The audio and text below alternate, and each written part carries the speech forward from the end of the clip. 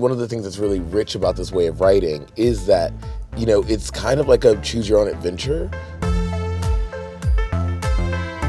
In this episode, I'm sitting down with Jeremy O'Harris and Pete Ohs, who came together with Charli XCX to make this incredible film, Erupcja.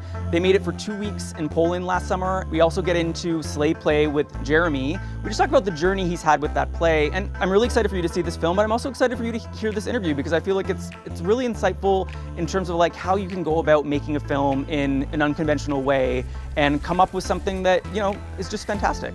So glad that you're here. Erupcja, am I saying it right? You're not. Okay. Erupcja? Okay, you want to try one more time? Erupcja.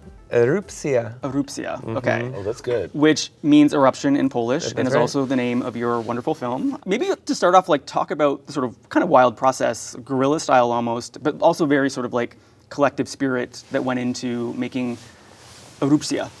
Yeah, the funny thing is it does sound crazy the way we make these movies, and it seems like it would be hard, but there's almost something about it that the process itself lends itself to truthfulness and presence, and that's kind of why we like to do it. We don't write a script beforehand. We are starting production with half of an outline, and we are all showing up with this small group of actors, really small crew. Sometimes it's just me, one other person, two other people, and we are shooting the movie in order, living the story as it goes, writing it as we're shooting it, and in that way we are just constantly present.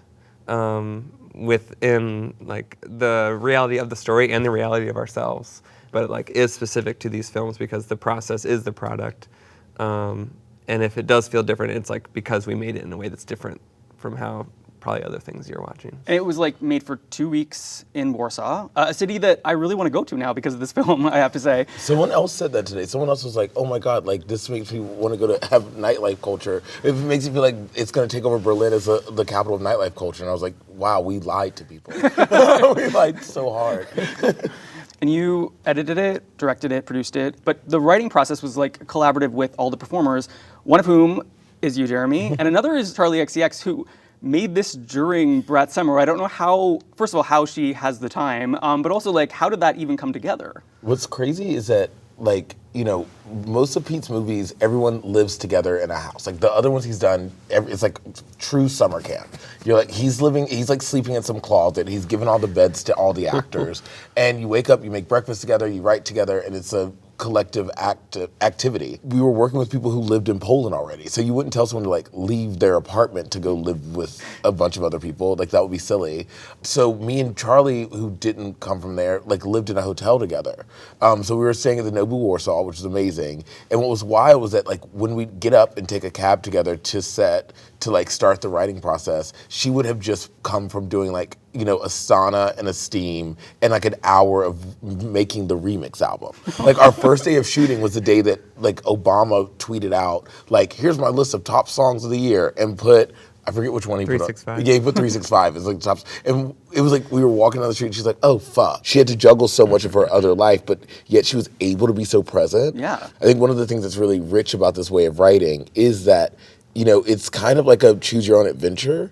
People move in discordant or not obvious ways inside of Pete's movies because we are constantly trying to surprise ourselves and keep ourselves excited while we're making it, which I think makes a more honest movie in some ways. And then the writing conversations with the actors, with Charli during it, are just these kind of constant check-ins with them about the story that their character's living and the character that they are embodying and what feels true to them, what feels correct based on how they've been feeling things up to that point, and then what they find interesting next. They're it would be more interesting if my character did this versus this, and then we get to be the choose your adventure game. Okay, that's the direction we're going, and then we get to find out what happens after that too. I mean, I'm sure there were times where it was really hard, but it sounds really fun to me. It sounds like you got to just sort of come together and do something really fun and really sort of speak to the collective spirit of making art.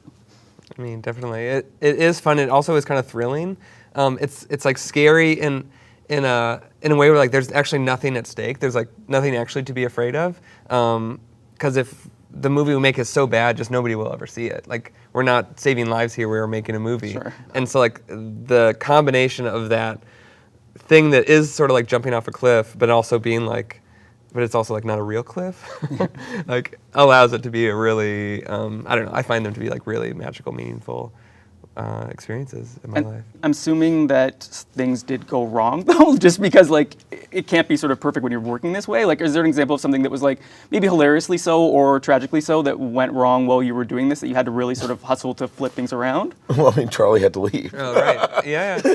We're set to come to Poland. All these people are going to shoot it, and then I don't know, a short time, a week, a few days before we're about to shoot, it comes through that Charli needs to do a photo shoot for Converse in London, and is going to have to leave 4 days early. Okay.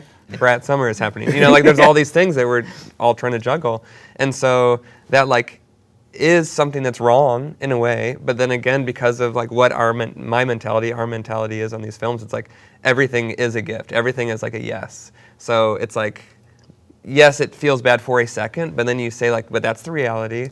What does that mean? And then it's like, what that means is that the movie's going to be different, and what that means is maybe Charli's character is going to leave, you know, and then like what does that mean? And then that opens up a whole other bunch of possibilities that you hadn't even thought of if Converse hadn't come through.